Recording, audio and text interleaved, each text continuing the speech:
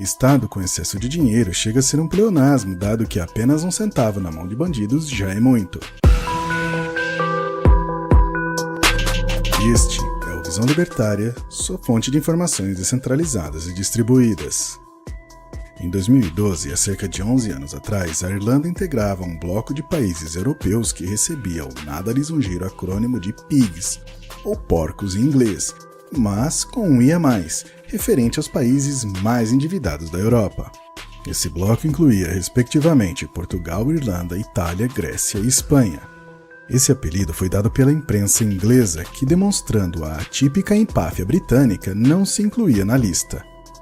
Porém, alguns apontavam que o Reino Unido tinha uma dívida relativa ao PIB 2 vezes maior que a da Irlanda, o que poderia incluir então mais um porco de um grupo com a sigla G.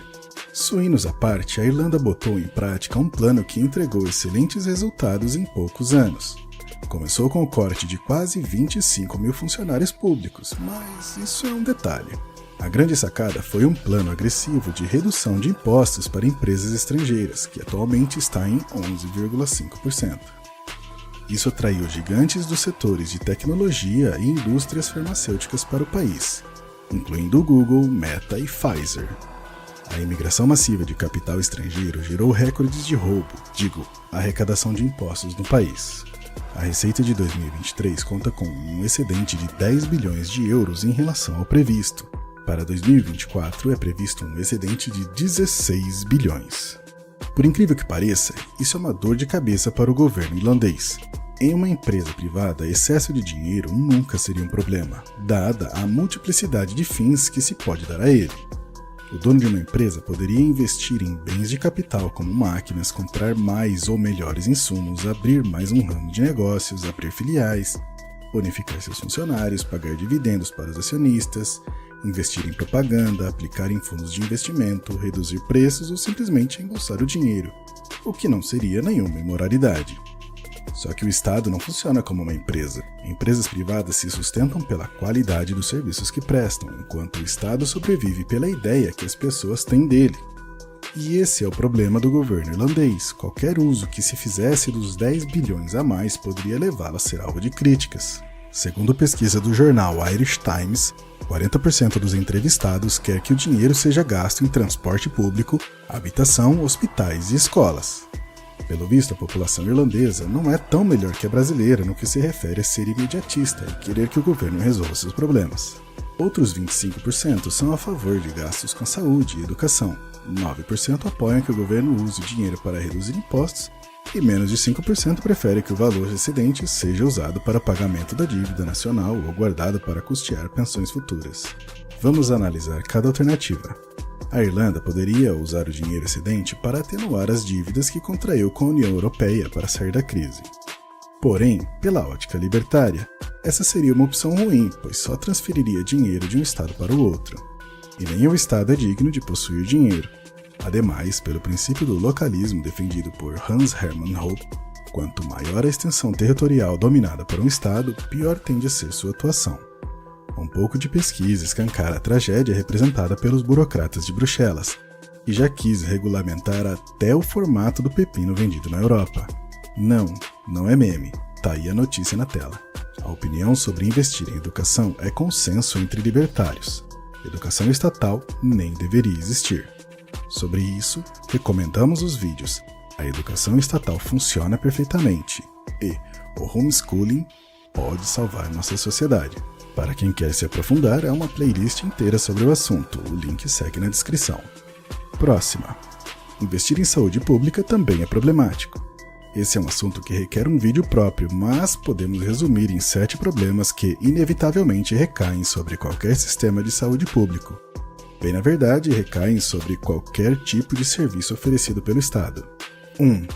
Falta de cálculo econômico, que leva à má alocação de recursos, vistos que em alguns hospitais faltam equipamentos, enquanto em outros eles ficam sucateados por falta de uso. 2. Inversão dos incentivos. Os profissionais da saúde pública são incentivados a demonstrar que o sistema é falho para requerer mais recursos e aumento de salários. 3.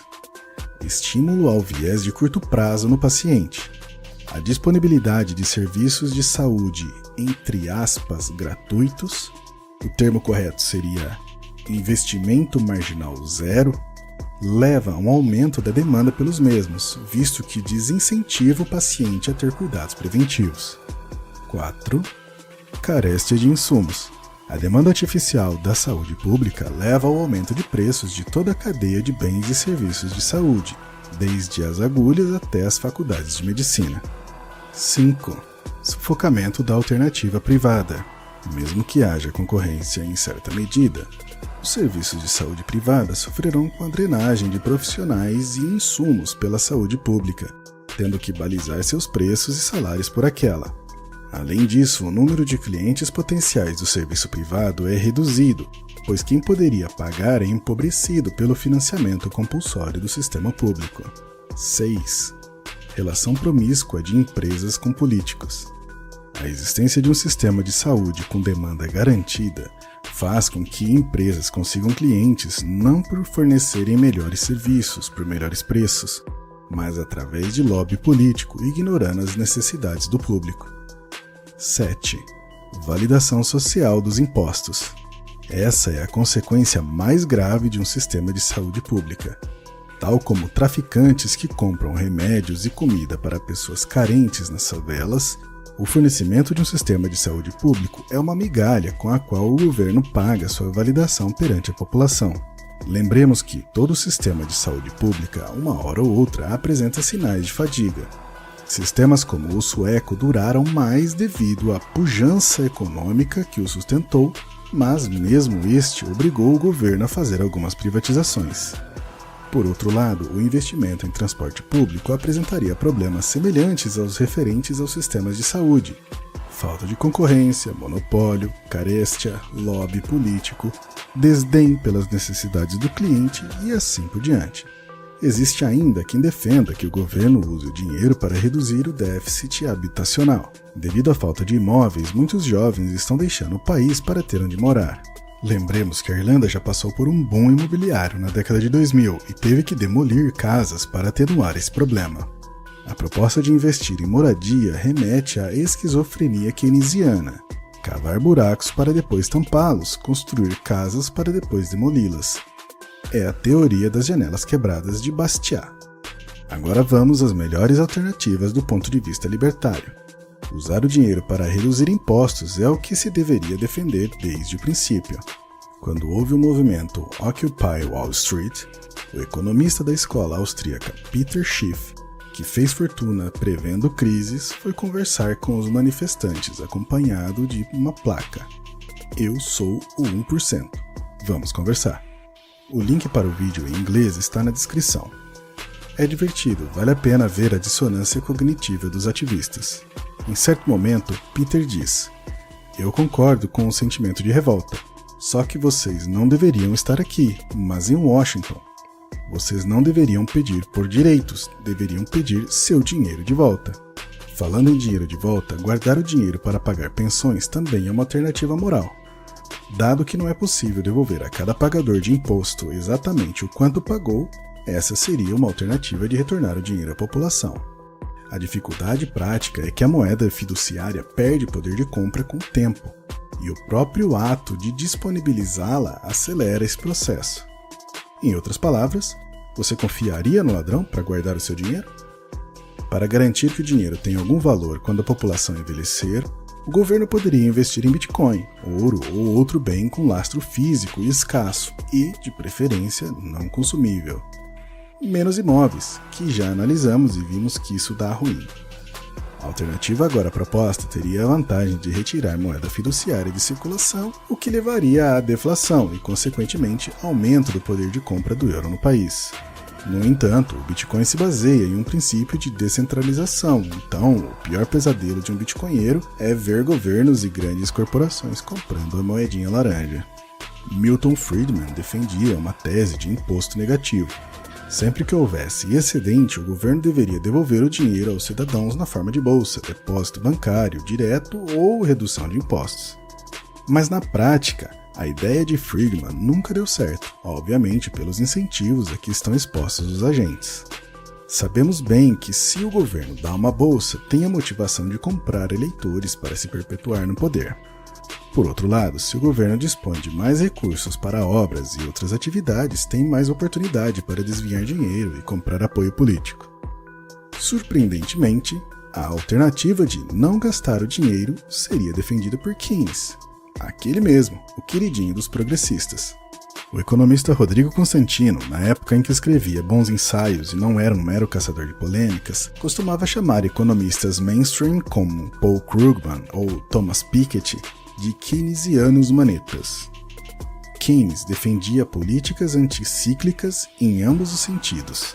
Gastar em épocas de crise, mas também segurar o dinheiro em época de bonança, justamente para manter reservas, já prevendo futuras crises.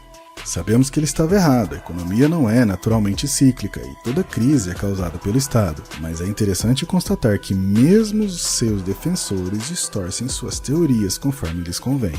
Por fim, deixemos claro que, em termos práticos, em um contexto estatista como o que vivemos, obviamente é melhor o Estado ter dinheiro do que não ter, e que a situação da Irlanda é melhor que a da Argentina ou do Brasil. Se tiver que faltar dinheiro ao Estado, que seja por sonegação e não por gastança do próprio governo. Mas o fato dos burocratas estarem preocupados pelo excesso de uma coisa boa só mostra que não tem como enfeitar o Leviatã. O Estado sempre será maligno, mesmo pintado de ouro. No entanto, para resolver esse problema que parece complexo, basta a sabedoria do caipira. Tá sobrando para você? Deixa um pouco aqui comigo. Obrigado por sua audiência. Esse artigo foi escrito por Aspone e revisado por Amazônia Livre. Escreva artigos você também. Acesse visãolibertaria.com.